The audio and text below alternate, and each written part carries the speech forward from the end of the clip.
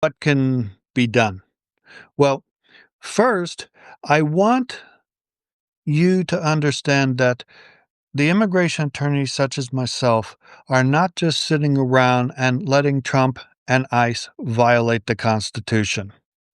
Okay. Uh, they are pushing, they're not just pushing the envelope, they're jumping right over it. They don't care about the Constitution. They don't I honestly think that the vast majority of new people they're hiring at ICE have no idea even what the Constitution is, that they're racist, that they don't care, that their instruction is to do anything they can to get anybody who's not white out of the US, regardless if they're a US citizen. In my 33 years of practice, I have never, not once, had ICE accidentally take a US citizen. And now you're hearing it all the time. And then, of course, they ultimately have to let them go. But they're trying to send a message. Okay.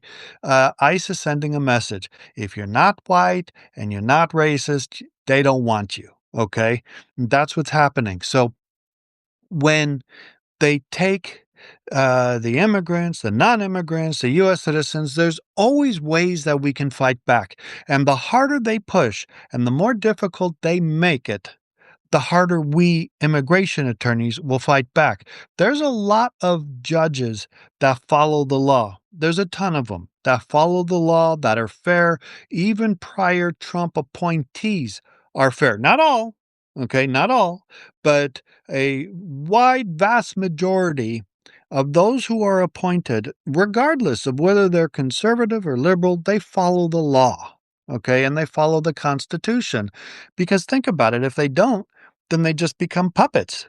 Okay, I mean, look at what's happening with the Supreme Court.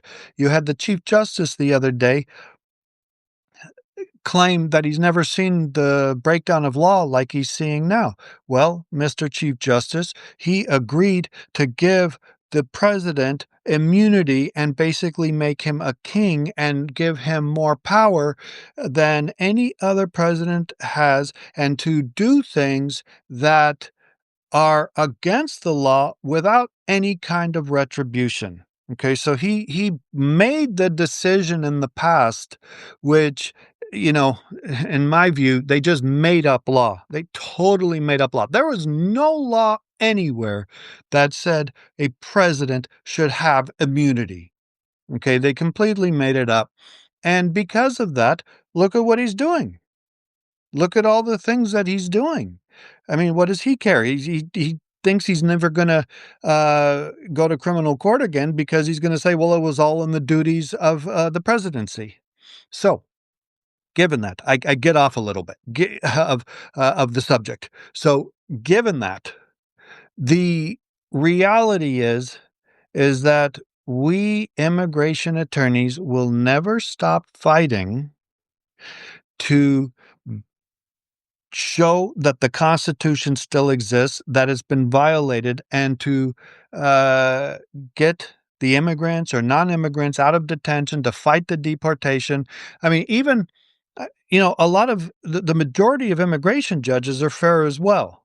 Okay, regardless of their views, they're generally fair, and so when you have an administration that is openly violating the Constitution and doing everything they can to do it, they can't make everybody in this country go along. As a matter of fact, of the majority do not, including judges, okay, whether they're judicial judges or administrative judges.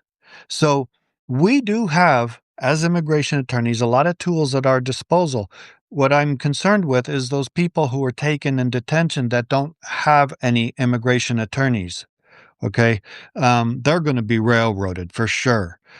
So if you are afraid of being taken in some manner, go see an immigration attorney now and have them kind of in your back pocket type thing where you or somebody can call them right away if you're taken. That's the best thing to do. Okay? All right.